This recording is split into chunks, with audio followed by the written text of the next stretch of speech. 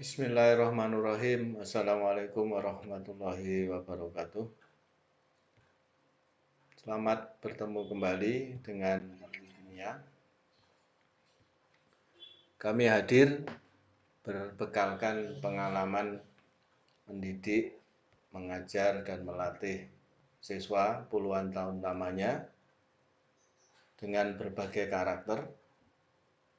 Mudah-mudahan kehadiran kami menjadi salah satu solusi untuk membumikan mata pelajaran kimia menjadi mata pelajaran favorit yang sangat disenangi siswa yang kehadirannya senantiasa dinanti-nantikan.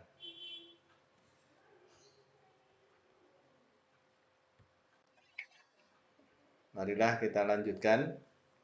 Pada video sebelumnya kita sudah melajari tentang salah satu sifat koligatif larutan, yaitu penurunan tekanan uap delta P. Sekarang kita lanjutkan pada sifat koligatif berikutnya, yaitu kenaikan titik didih dan penurunan titik beku. Kenaikan titik didih dan penurunan titik beku dipelajari, diselidiki, diteliti pertama kali oleh ahli kimia yang bernama Rolle. Menurut Rolle, selisih antara titik didih larutan dengan titik didih pelarutnya disebut dengan kenaikan titik didih yang disimpulkan dengan delta TB. B-nya berasal dari kata boil yang artinya mendidih. Selisih antara titik beku pelarut dengan titik beku larutan disebut dengan penurunan titik beku, disimpulkan dengan delta TF, freezing point dispersion. Jadi F-nya itu dari kata freeze yang artinya membeku. Delta TB sama dengan TB larutan dikurangi TB pelarut. TB larutan merupakan titik didih larutan. Yang lebih lanjut nanti disimpulkan dengan TB saja. TB pelarut sama dengan titik didih pelarut yang nantinya disimpulkan dengan TB0. Delta TB merupakan kenaikan titik didih, sehingga delta TB akan sama dengan TB dikurangi TB0. Delta TF sama dengan TF pelarut dikurangi dengan TF larutan. TF larutan merupakan titik beku larutan, yang lebih lanjut nanti simpulkan TF saja. TF pelarut, titik beku pelarut yang disimpulkan dengan TF0. Delta TF merupakan penurunan titik beku, sehingga delta TF sama dengan TF0 dikurangi dengan TF. Ingat ya, jadi ada kata turun dan naik. Turun itu kata kuncinya untuk memudahkan mengingat jika keadaan awal lebih besar dari akhir. Kalau naik itu sebaliknya, keadaan awal lebih kecil dari akhir. Hubungan konsentrasi dengan delta TB dan delta TF. Untuk larutan encer, kenaikan titik didih delta TB maupun penurunan titik beku delta TF sebanding dengan kemolaran larutan. Ingat, untuk delta P kemarin sebanding dengan fraksi mol. Kemarin rumusnya delta P itu sama dengan P0 dikali XT. Nah, sekarang untuk delta TB itu sama dengan KB dikali M. M-nya adalah kemolaran, bisa dijabarkan G per MR kali 1000 per P. Delta TF-nya sama dengan KF dikali M. Delta TB merupakan kenaikan titik didih. Delta TF merupakan penurunan titik beku. KB adalah kenaikan titik didih molar yang harganya bergantung pada jenis pelarutnya. KF adalah tetapan penurunan titik beku molar yang harganya juga bergantung pada jenis pelarutnya. M adalah kemolaran larutan. Bisa dijabarkan M sama dengan G per MR kali 1000 per P.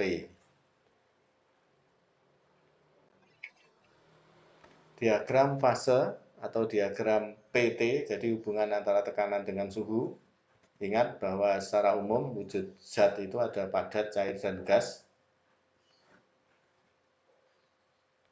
Padat ini cair, ini gas. Ingat nanti kalau misalkan diminta menggambar diagram PT, yang sebelah kiri paling kiri padat, kemudian cair, dan gas. Urutannya itu padat, cair, gas. Masih ingat namanya? Kalau misalkan cair menjadi padat, namanya adalah membeku, ya, bukan memadat. Cair menjadi gas, namanya menguap, ya, bukan mengegas. Nah, ingat ya. Beberapa hal yang perlu diperhatikan dari diagram fase. Gas BC, yang ini BC, disebut dengan garis didih.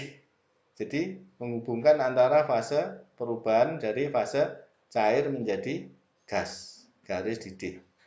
Kemudian garis BD, ini perubahan dari fase hubungan antara fase cair dengan fase padat, disebut dengan garis beku. Kemudian garis AB, ini menghubungkan antara fase padat dengan fase gas, disebut dengan garis sublimasi. Perpotongan antara garis didih, garis beku, dan garis sublimasi disebut dengan titik triple. Jadi ini menghubungkan antara fase padat, cair maupun gas, namanya titik triple. Kemudian bagaimana dengan diagram untuk larutan? Perhatikan di sini.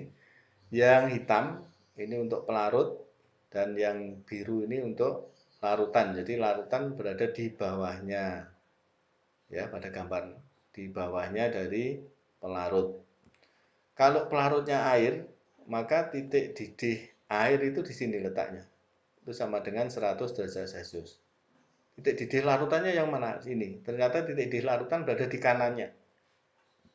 Ya, berarti lebih tinggi dibandingkan titik didih pelarut. Maka delta TB itu disebut dengan kenaikan titik didih. Kemudian untuk titik beku di sini, titik beku air, kalau pelarutnya air itu 0 derajat Celcius. Titik beku larutannya berapa? Ternyata berada di kirinya. Berarti harganya lebih kecil dari 0. Sehingga titik beku larutan, kalau pelarutnya air, harganya selalu negatif. Sehingga delta TF ini disebut dengan penurunan titik beku. Oke, mudah-mudahan Anda bisa paham. Nah, sekarang coba kita lihat penerapannya dalam soal. Ini contoh soalnya. Tentukan titik didih dan titik beku larutan berikut. Yang A, urea CONH2 2 kali 30 gram dalam 500 gram air. Yang B, glukosa C6H12O6 18 gram dalam 10 gram air. KB air sama dengan 0,52 dan KF air sama dengan 1,86 derajat Celcius per molar. Ini penyelesaiannya. Yang A, delta TB sama dengan M dikali KB. Ingat M-nya tadi dijabarkan G per MR kali 1000 per P. Jadi ini 30 per 60 dikali 1000 per 500 dikali 0,52. Ketemu 0,52. Sehingga titik didih larutan TB-nya itu sama dengan TB0, titik didih pelarut ditambah dengan delta TB. Tadi di kanannya ya, berarti harganya lebih dari 100. Ketemu 100,52 derajat Celcius. Kemudian delta TF sama dengan M dikali KF. M-nya 30 per 60 dikali 1000 per 500 dikali 1,86 ketemu 1,86. Sehingga titik beku larutannya sama dengan TF0 dikurangi delta TF. Jadi 0,0 derajat Celcius dikurangi 1,86 derajat Celcius ketemu min 1,86 derajat Celcius. Jadi ingat di diagram tadi titik beku larutan itu di kirinya.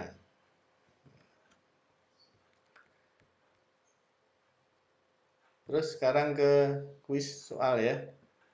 Ini bisa diklik di sini. Ya, ini soal pertama, urea CONH2 2 kali yang massa 15 gram dilarutkan dalam 250 gram air.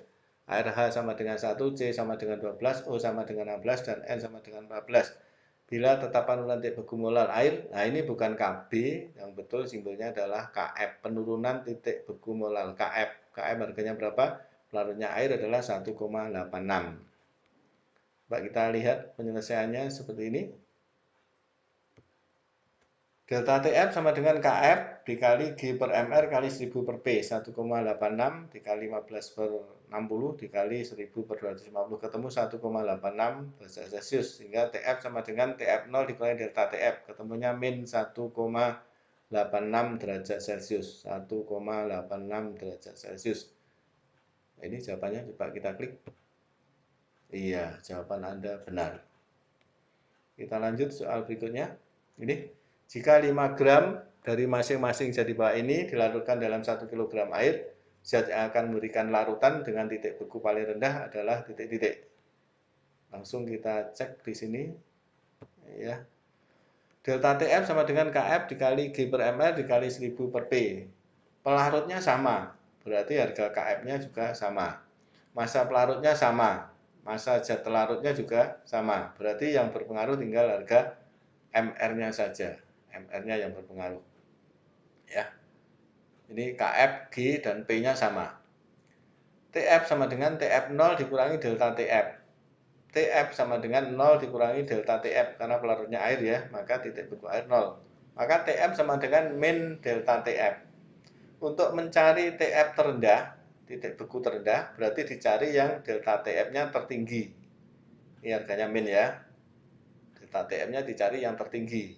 Ingat, jadi misalkan min 4 itu lebih besar dibandingkan dengan min 6. Jadi yang kita cari 4 dengan 6-nya itu. Maka delta TF-nya kita cari yang tertinggi. Untuk mencari delta TF tertinggi, dicari yang MR-nya terendah. Kenapa? Karena dia berbanding terbalik. TF dengan MR berbanding terbalik. Kalau TF-nya dicari yang tertinggi, maka MR-nya harus dicari yang terendah. Yang MR-nya paling rendah yang mana? Yang MR-nya paling rendah adalah metanol. Ini C-nya paling sedikit ya. Jadi jawabnya yang A, metanol. Iya, jawaban Anda benar. Kita lanjut soal berikutnya.